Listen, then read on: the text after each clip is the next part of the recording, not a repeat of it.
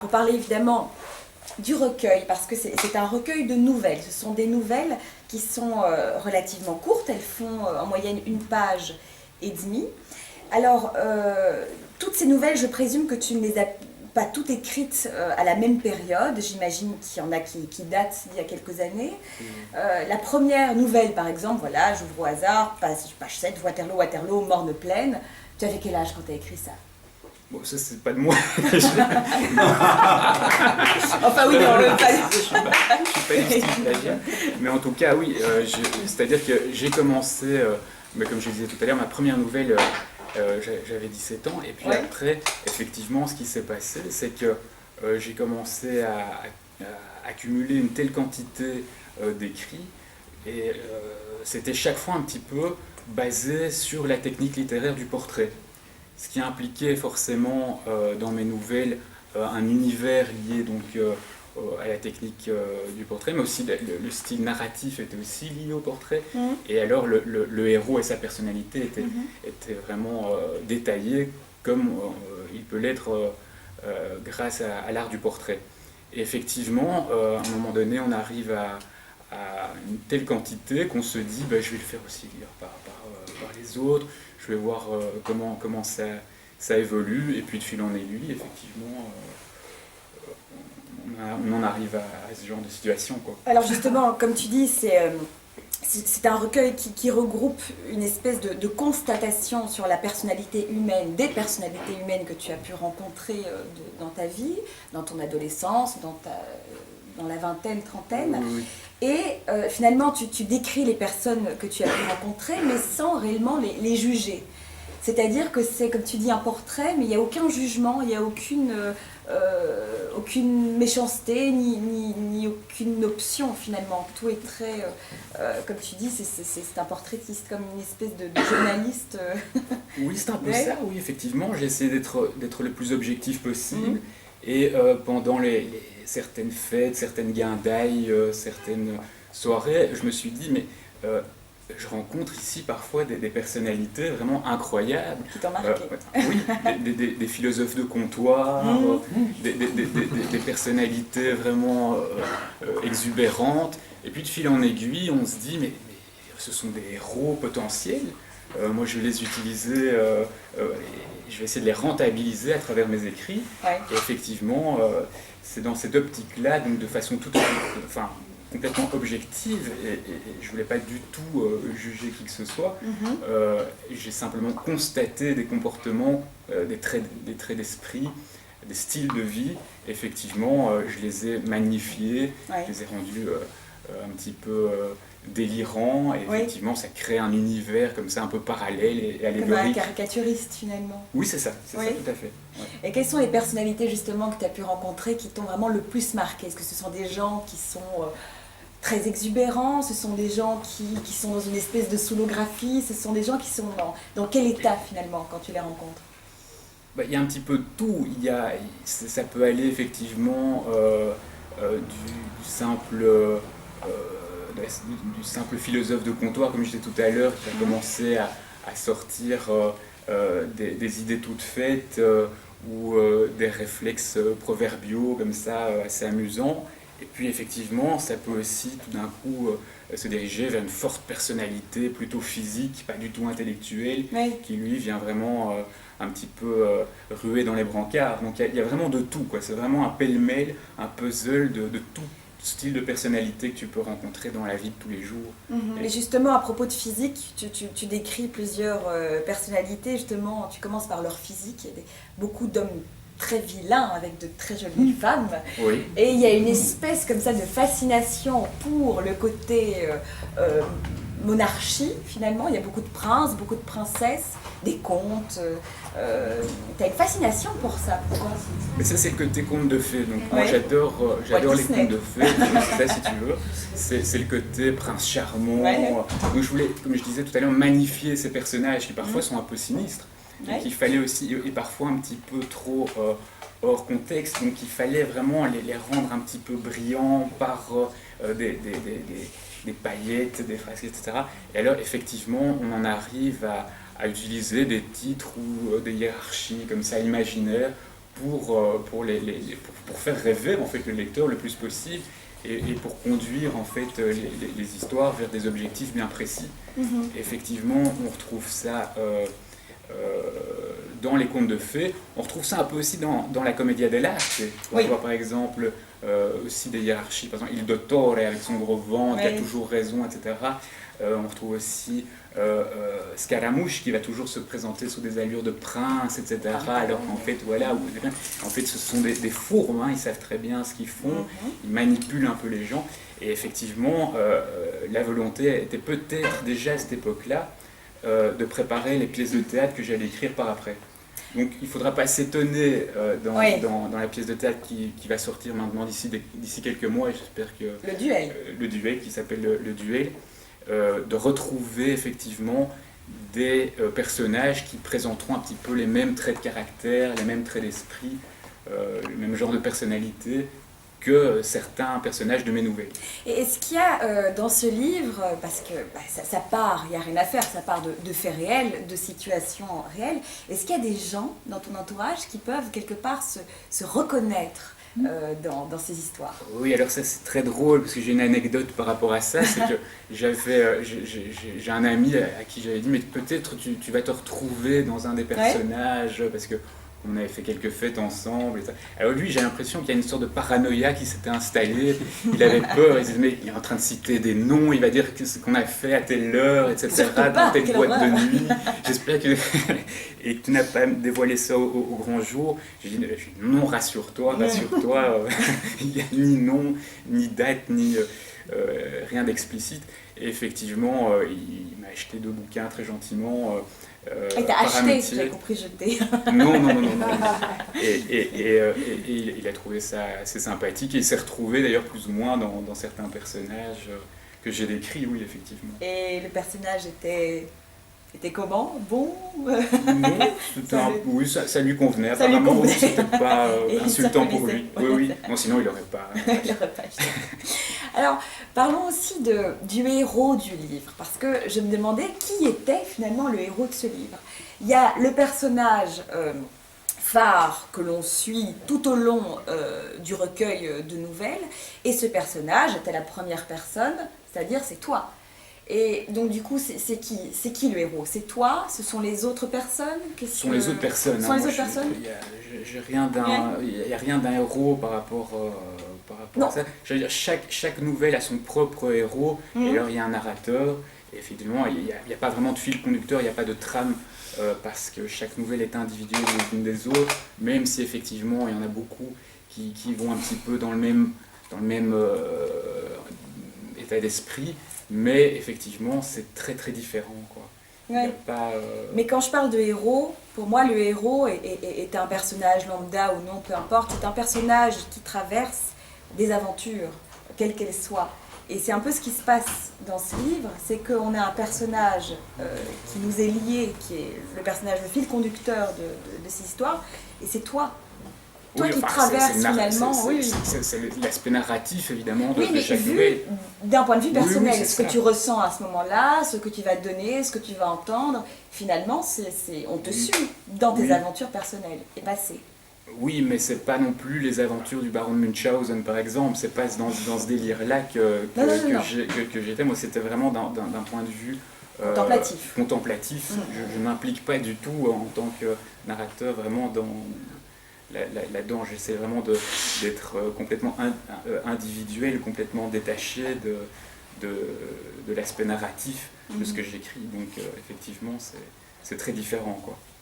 Mais bon, d'un autre côté, c'est vrai qu'on peut retrouver ce genre de technique dans d'autres styles littéraires.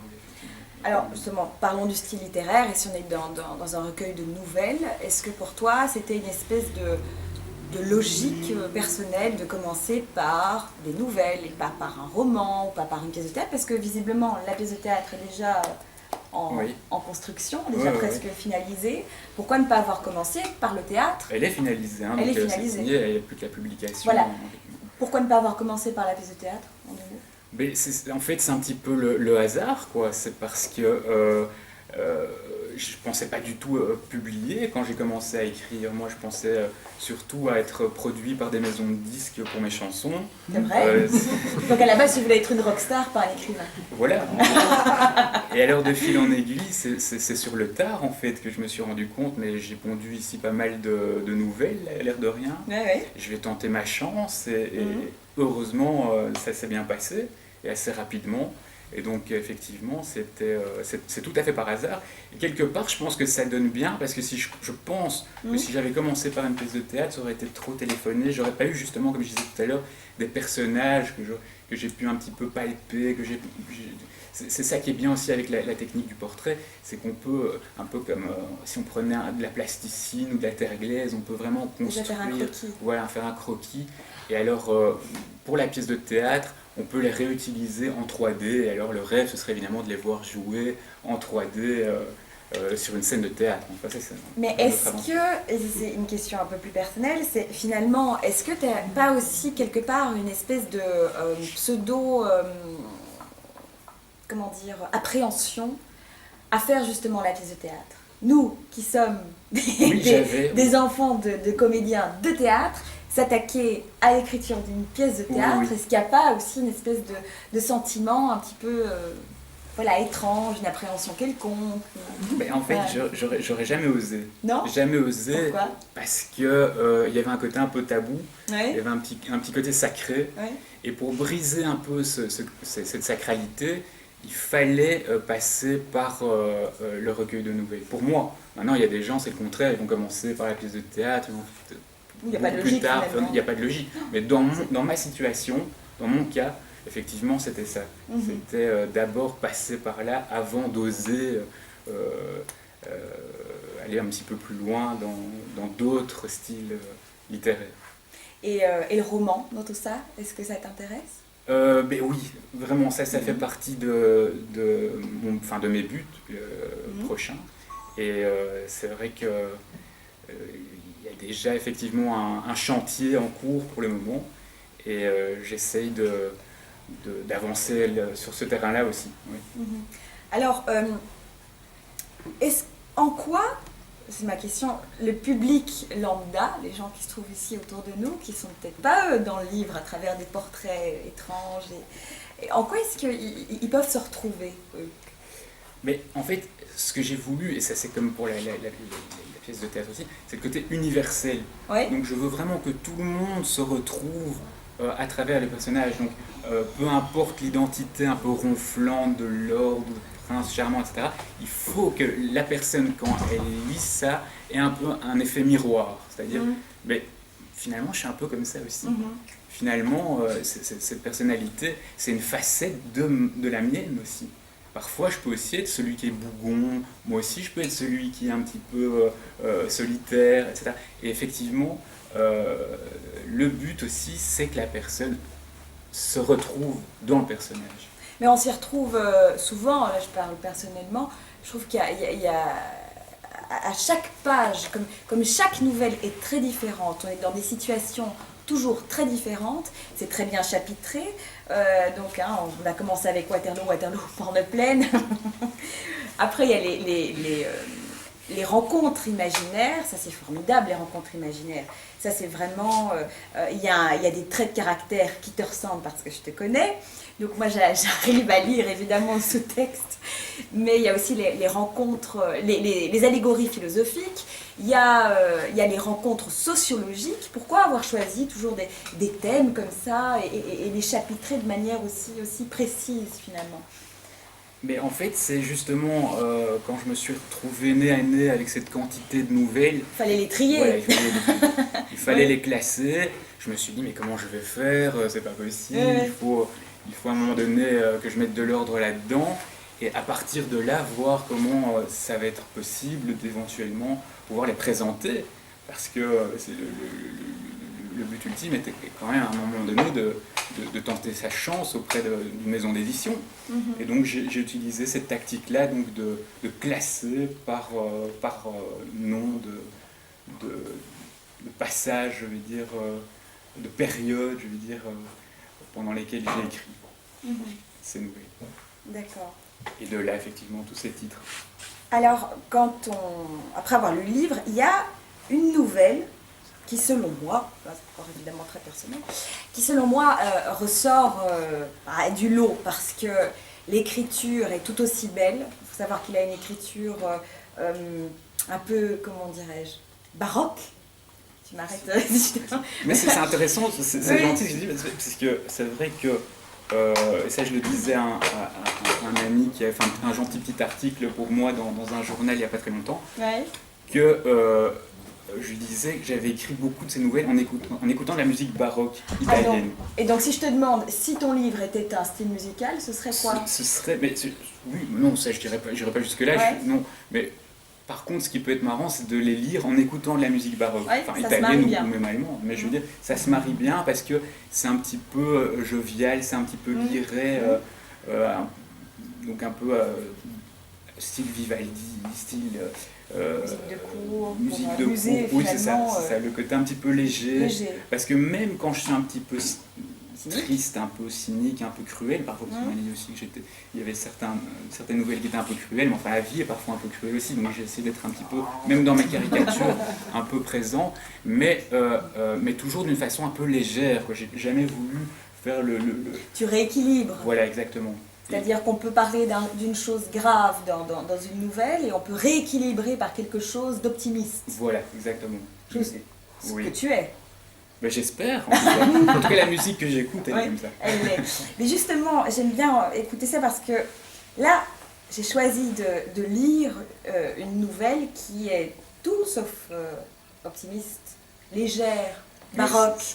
Et il n'y a pas de dentelle, c'est quelque chose justement de très brut et qui diffère finalement du reste. Et tu expliqueras pourquoi juste après. Donc voilà, je vais essayer de lire ça bien, parce que c'est très bien écrit. Donc on est dans le chapitre des allégories philosophiques, et ça s'appelle le paria. Impopulaire, coupable, non conforme aux normes, pas comme les autres, trop différent, pas comme il faut, maudit, fugitif, pauvre diable. Pauvre diable, qui lutte dans une bataille qui n'intéresse personne, car tu n'intéresses personne. Tu n'as rien, et tout chez toi n'est qu'erreur successive. Tu n'as rien d'unique, à part le fait d'être une unité insignifiante parmi un grand nombre, parfois trop bon, parfois trop con. On ne te pardonne rien car tu es impardonnable, compte tenu du fait que tu avais toutes les cartes en main pour être le contraire de ce que tu es. Populaire, irréprochable, conforme aux normes, comme les autres, rassurant, comme il faut, apprécié, recommandé. Mais non. Il fallait que tu fiches tout en l'air avec tes incontrôlables envies de vouloir être différent, de vouloir faire différemment. Mais pour qui te prends-tu? Minable. Qui te crois-tu? Médiocre, inutile, profiteur, dégénéré. Tu n'es rien, un fou. Les hommes se moquent de toi, les femmes ont presque pitié de toi. Toujours le premier avec le dernier, tu ne sais rien. Paria. Paria qui joue les riches alors qu'il est pauvre. Paria qui parfois arriverait presque à nous faire croire qu'il est intelligent.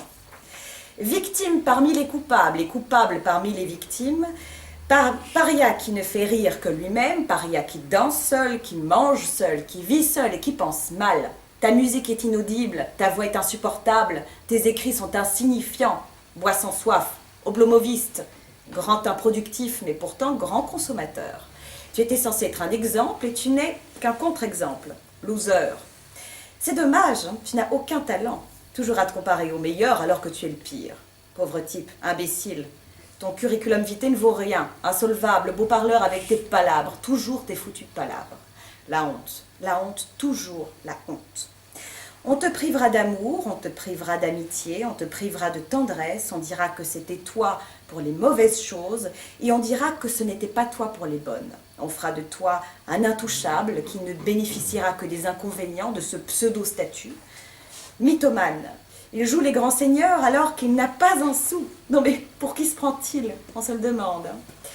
Mais qu'importe, puisqu'on va non seulement t'oublier, mais en plus, on va t'empêcher d'exister. Parce que nous, on est tout. Et parce que toi, tu n'es rien. Nous te disons, pauvre paria, pauvre diable. Tu n'es qu'une nullité, mais bats-toi quand même parce que, si cela se trouve, on est aussi bête que toi.